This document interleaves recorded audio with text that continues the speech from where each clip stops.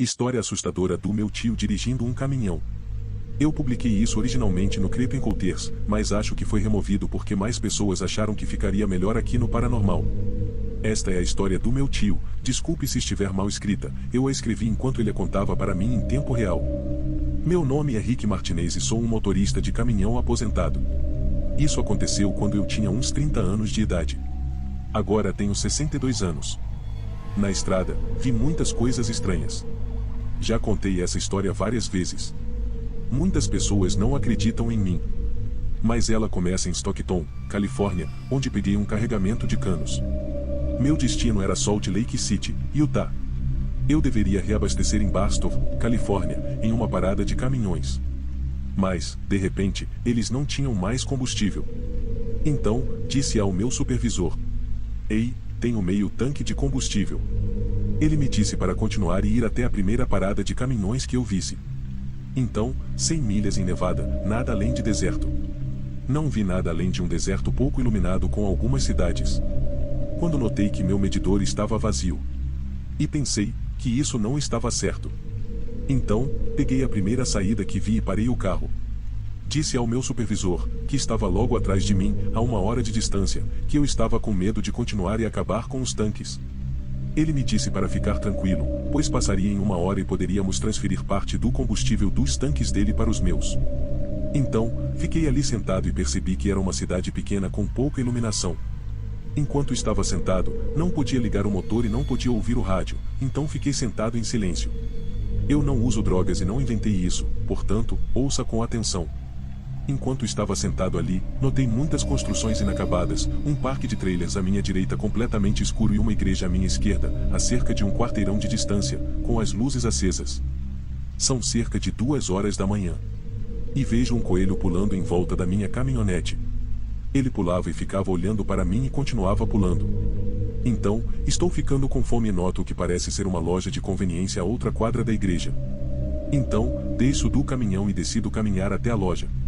Enquanto ando, ouço um cachorro uivando como se estivesse com dor.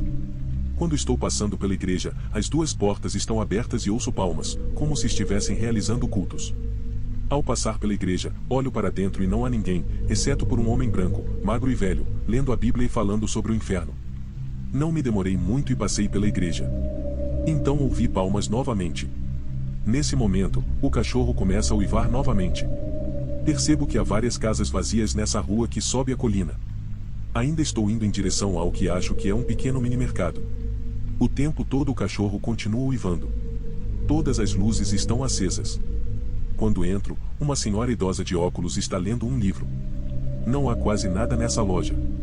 Talvez algumas latas de comida, alguns sacos de batatas fritas e apenas água nas geladeiras. Durante todo esse tempo, a senhora nem sequer levantou a cabeça do livro. Então, peguei uma água e batatas fritas, pois estava com muita fome e não havia nada para comer. Então perguntei à senhora se era só isso que tinha e onde estavam todos. Ela me disse que todos se mudaram e que a nova construção deveria ter começado há cerca de 6 meses. Depois disso, ela não disse mais nada, então paguei a ela, saí e comecei a voltar para o caminhão. Durante todo o tempo, o cachorro ainda estava uivando. Então, quando me aproximei da igreja, olhei para a rua de onde ouvi os uivos. Decidi ir ver por mim mesmo porque o cachorro estava uivando. As casas dos 2 lados da rua estavam fechadas com tábuas escuras. Vi uma casa com as luzes acesas. Com uma cerca de 1,5 metros. Quando olhei por cima da cerca, fiquei em choque. O que vi foi um homem de cueca com uma corrente presa ao pescoço, de 4. Uivando. Os pelos dos meus braços e do meu pescoço se eriçaram quando vi outro homem entrar pela porta dos fundos e chutar o homem de 4 e gritar para ele calar a boca. Fiquei em choque, virei-me e desci a colina correndo para meu caminhão. Quando passei pela igreja, as 2 portas ainda estavam abertas, mas não havia mais luzes acesas e ainda podia ouvir as palmas. Finalmente cheguei ao meu caminhão e liguei para o meu supervisor e contei o que vi. Disse-lhe que se apressasse e chegasse aqui para que eu pudesse sair. Meu supervisor perguntou: "De que saída você está falando?" Eu disse a ele e ele respondeu: "Ah, eu passei por ali." Ele teve que se virar e voltar para me buscar. Então, eu estava sentado lá e o coelho ainda estava pulando em volta da minha caminhonete. Ele parou e olhou para mim, quando eu estava sentado na caminhonete. Não estou dizendo que o coelho disse isso, mas foi o que ouvi. Saia. Abri a janela e esperei pelo meu supervisor, que apareceu 5 minutos depois. Contei ao meu supervisor o que aconteceu e ele apenas riu de mim e disse: eu vou ter que fazer um teste de drogas em você. Não dormi durante toda a viagem a Utah até chegar a Salt Lake City. Acredite ou não, juro que foi isso que aconteceu.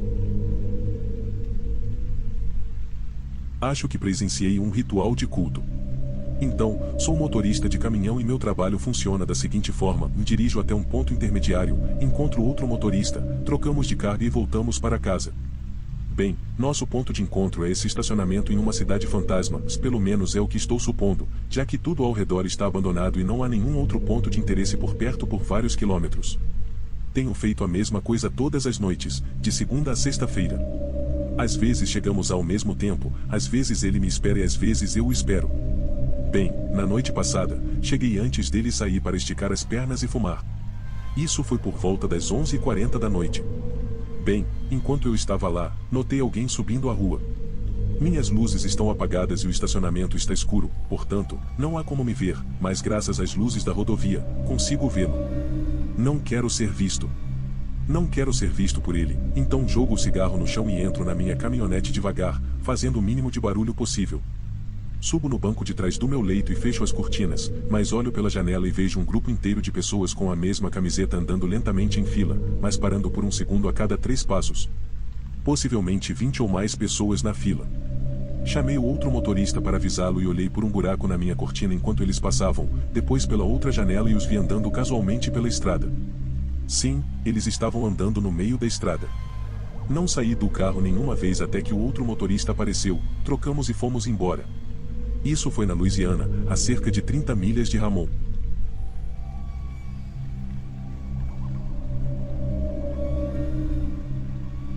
Motorista de caminhão igual momentos divertidos.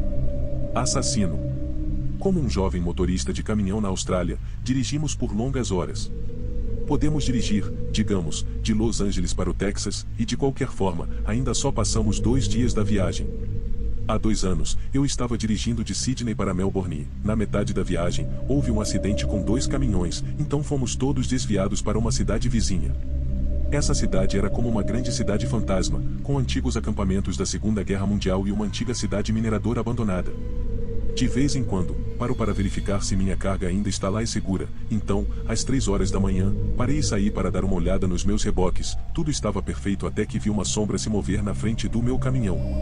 Achei que era só eu, vendo merda de novo, então continuei a ouvir barulhos estranhos e alertei um caminhoneiro que me seguia para ver se ele conseguia ver alguma coisa, ao que ele respondeu: tem um cara circulando por aqui, ele tem pulado dentro dos caminhões das pessoas e tentado matar.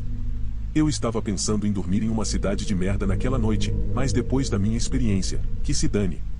Até hoje ele não foi encontrado e ainda há vários relatos de batidas de porta inexplicáveis em caminhões, rostos inexplicáveis aparecendo na janela e desaparecendo. Escrevi isso no meu celular, desculpe por qualquer erro.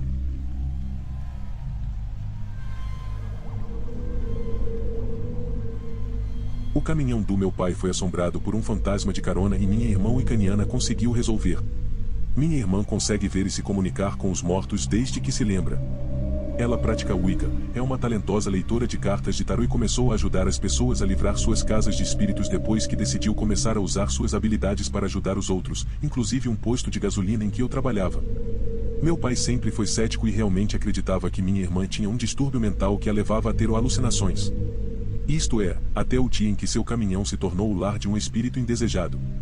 Certa noite, meu pai estava trabalhando até tarde, bem depois do anoitecer.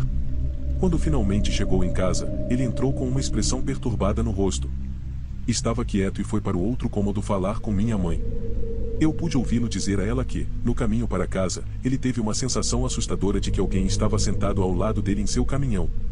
Ele disse que, de repente, a luz do airbag do banco do passageiro da frente se acendeu. Essa luz só acende se alguém estiver sentado no assento, pois detecta se há peso sobre o assento.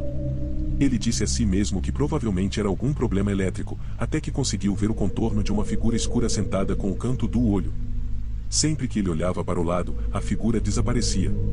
Ele foi para casa o mais rápido que pôde para sair da caminhonete. Ele não sabia o que pensar sobre isso, a não ser que o assustou muito. Minha mãe viu minha irmã livrar um fantasma do posto de gasolina onde eu trabalhava, então sugeriu que ela desse uma olhada no que havia na caminhonete dele. Nesse momento, eu estava na outra sala com eles, fazendo mais perguntas sobre sua experiência. Não sou superdotado como minha irmã, mas sou sensível a espíritos e sempre me interessei pelo paranormal.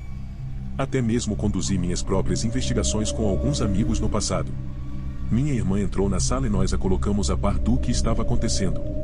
Ela disse que iria verificar a caminhonete dele e pediu que eu a acompanhasse. O que vivenciei em seguida ainda me dá calafrios até hoje. Fomos até a caminhonete dele e minha irmã subiu no banco do motorista. Ela ficou em silêncio e olhou para o banco do passageiro. Ela disse: "Ainda está aqui dentro." Ela ligou o caminhão e a luz do airbag do passageiro acendeu novamente, como aconteceu com nosso pai. Preciso observar rapidamente que isso foi no auge do inverno em Minnesota, portanto, estava muito frio e podíamos ver nossa respiração quando expirávamos. Ela se virou para o banco do passageiro e soltou um sopro de ar. Eu vi sua respiração fluir para frente e depois flutuar em torno do que deveria ser uma figura sólida no assento, mas nada estava visivelmente lá. Ela se virou para mim e disse que precisávamos tirá-lo dali o mais rápido possível para a segurança de meu pai. Voltamos para dentro da casa e ela explicou ao nosso pai o que era aquilo. Ela disse que esse tipo de espírito é conhecido como ocarona. Ela disse que, em geral, são espíritos malévolos que, assim como um caroneiro, pulam em carros aleatórios que estão dirigindo pela estrada. Ela disse que esses espíritos podem ser perigosos, pois podem fazer coisas como fazer com que os freios do carro parem de funcionar para que você bata, ou fazer outras coisas com o veículo para garantir que você se machuque ou até morra. Depois de ouvir isso, por mais cético que meu pai normalmente seja, ele deu permissão para que ela fizesse o que fosse necessário para tirá-lo do caminhão dele. Ela se virou para mim e disse que precisava de mim, pois precisava de um assistente para o que estava prestes a fazer. Ela pegou alguns itens em seu quarto e fomos para fora. Ela realizou uma espécie de ritual do lado de fora do caminhão dele e me pediu para acompanhá-la. Não consigo me lembrar de todos os detalhes desse ritual, porque era completamente novo para mim, e isso foi há anos. Acredito que o ritual envolvia uma pena, uma faca com a qual ela aproveita sua energia, um frasco com algum tipo de bolsa de couro encantada com itens desconhecidos e símbolos pintados nela, além de várias outras ferramentas. Depois de realizar o ritual, ela manchou o interior da caminhonete dele com sálvia. Ela ligou a caminhonete e a luz do airbag ainda estava acesa, como se alguém estivesse sentado ali. Em seguida, ela abriu todas as portas do carro e gritou para ele sair ou porque eu não era desejado e nunca foi convidado. Ela me disse que ele não queria ir embora e que estava sendo teimoso. Depois de algum tempo gritando com ele fazendo outra coisa com suas ferramentas na caminhonete dele, ela respirou fundo e me disse que ele finalmente tinha ido embora. Com certeza, a luz do airbag se apagou no caminhão. Entramos e ela disse ao meu pai que tinha conseguido fazer com que ele saísse. Desde que isso aconteceu, a luz do airbag nunca mais se acendeu sozinha, e ele nunca mais viu ou sentiu um ser desconhecido sentado em seu caminhão. Até hoje, meu pai não gosta de falar sobre isso. Mas tudo o que sei é que ele agora acredita e não acha mais que minha irmã tem um distúrbio mental.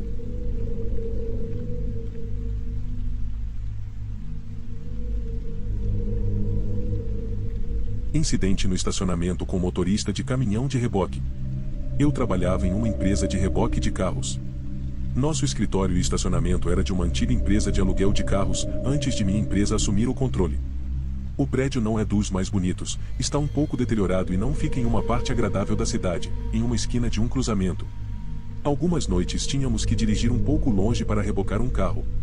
Meus colegas de trabalho e eu, esperávamos sair às 21 horas, mas às vezes, dependendo da situação, tínhamos que fechar a loja sozinhos, dependendo do horário.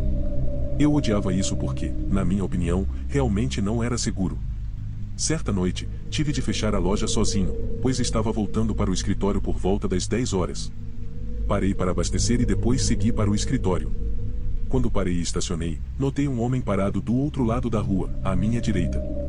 Provavelmente a uns 50 a 75 metros de distância. Ele era alto, usava uma jaqueta e o que parecia ser uma calça de neve. Ele estava na esquina do cruzamento, de frente para mim. É um pouco difícil vê-lo porque, na verdade, as únicas luzes acesas eram as do estacionamento e, mais uma vez, é uma área meio desolada. No começo não me assustei, mas depois comecei a me assustar. É tarde, o que ele está fazendo aqui sozinho? Não há nem mesmo um ponto de ônibus aqui? Por que ele está parado e olhando para cá? Não é que ele estivesse olhando diretamente para mim, mas ele estava virado para mim e não estava fazendo muita coisa. Mantive meus olhos nele durante todo o tempo em que descarregava o carro e me certifiquei de não perdê-lo de vista. Por fim, porém, tive que ir ao escritório para terminar algumas tarefas e fechar as portas. O escritório tinha uma janela que dava para a área do cruzamento em que ele estava, então consegui ficar de olho nele enquanto eu estava lá dentro terminando as tarefas. Continuei a fazer minhas tarefas no computador por cerca de 5 a 10 minutos, até que olhei para cima e não o vi. A essa altura, eu não queria me assustar e pensei: ele provavelmente andou para o outro lado e, como está escuro, não consigo vê-lo. Apressei-me para terminar meu trabalho e percebi que tinha que trancar a porta dos fundos. Eu detestava ter que fazer isso porque ela estava conectada à área de armazenamento e nossos técnicos eram famosos por deixá-la aberta ou destrancada quando terminavam o dia. Eu entrei e vi que a porta estava aberta e, quando estava fechando a porta, vi o homem a cerca de 25 metros de distância, no estacionamento dos fundos, olhando para o prédio. Imediatamente fechei a porta e fui para frente, onde estava meu carro, e me apressei em trancar a porta da frente. Liguei meu carro e o tirei do estacionamento. Nunca me movi tão rápido em minha vida. Isso foi há apenas um ano e eu não trabalho mais nesse emprego, mas ainda me pergunto se eu estava assustado sem motivo. Ele poderia ser apenas um sem-teto aleatório cuidando de seus negócios, mas eu nunca costumava ver pessoas à noite quando fechava a porta. Estou muito feliz por ter trancado a porta dos fundos e saído quando saí, mas acho que, para aqueles que trabalham até tarde da noite, certifiquem-se de que sua equipe de trabalho esteja na mesma página em termos de tarefas de fechamento e tenham um plano de segurança. Talvez se eu tivesse demorado mais para fazer meu trabalho, isso poderia não ter terminado bem.